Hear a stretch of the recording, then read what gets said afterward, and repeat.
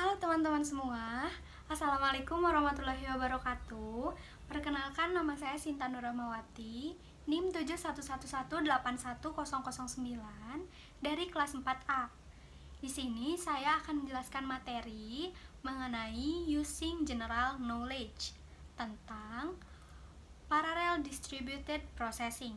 Nah, apa sih Parallel Distributed Processing itu? Nah, Parallel Distributed Processing atau PDP berpendapat bahwa proses kognitif dapat diwakili oleh model di mana aktivasi mengalir melalui jaringan yang menghubungkan secara bersama sejumlah besar unit sederhana seperti neuron. Contohnya seperti ini, contoh gambarnya. Nah, di gambar tersebut ada input, output, dan juga hidden. Nah, apa sih itu semua? Input adalah informasi yang dapat kita lihat. Kalau output itu respon kita bagaimana. Kalau hidden, penampung input yang kemudian diolah untuk menghasilkan output yang berbeda-beda. Setelah ini, aku akan kasih contoh mengenai Parallel Distributed Processing. Contoh yang pertama. Clue yang pertama adalah berkaki 4. Clue yang kedua, hewan mamalia. Clue yang ketiga, banyak dipelihara oleh manusia. Nah, clue yang keempat, bersuara miau.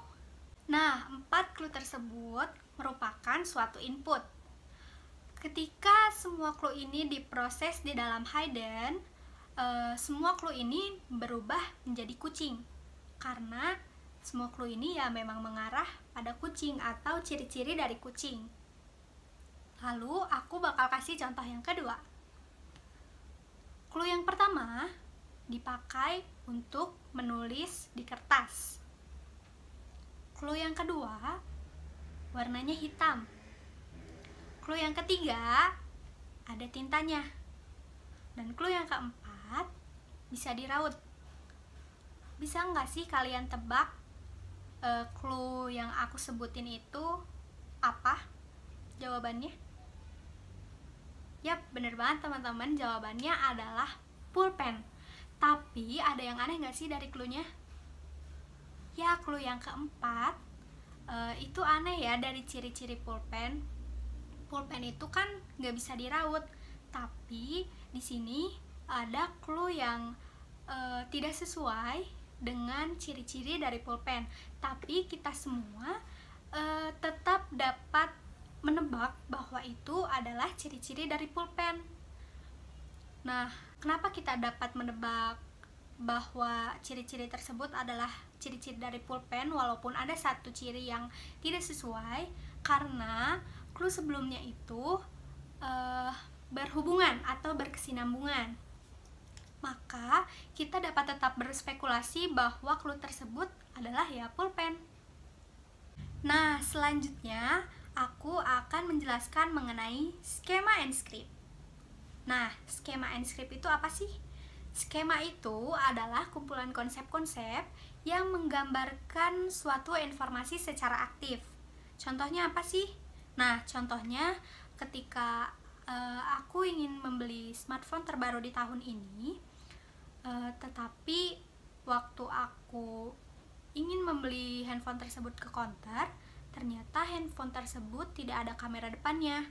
Nah, dari situ aku langsung berspekulasi bahwa handphone tersebut bukan smartphone, tapi handphone biasa. Karena di dalam skema aku, smartphone itu adalah handphone yang memiliki kamera depan. Selanjutnya, aku akan menjelaskan mengenai script. Script adalah rangkaian peristiwa sederhana dan terstruktur dengan baik dalam urutan tertentu.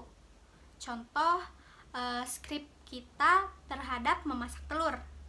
Nah, di dalam otak kita sudah terstruktur secara rapi bagaimana cara membuat telur. Nah, yang pertama itu beli dulu telurnya, lalu pecahkan telurnya, kocok telurnya, siapkan minyak, lalu tuang deh ke wajan. Itu skrip membuat telur di dalam otak kita. Ada 5 cara skema dan skrip dapat beroperasi selama pemrosesan kognitif. Yang pertama, selama pemilihan materi yang akan diingat. Nah, yang kedua, dalam ekstensi batas atau ketika kita menyimpan adegan di memori. Yang ketiga, selama abstraksi atau saat kita menyimpan maknanya tetapi bukan detail atau spesifik dari materi tersebut. Yang keempat, selama interpretasi atau ketika kita membuat kesimpulan tentang suatu materi. Yang kelima, selama integrasi, ketika kita membentuk representasi memori tunggal dari memori.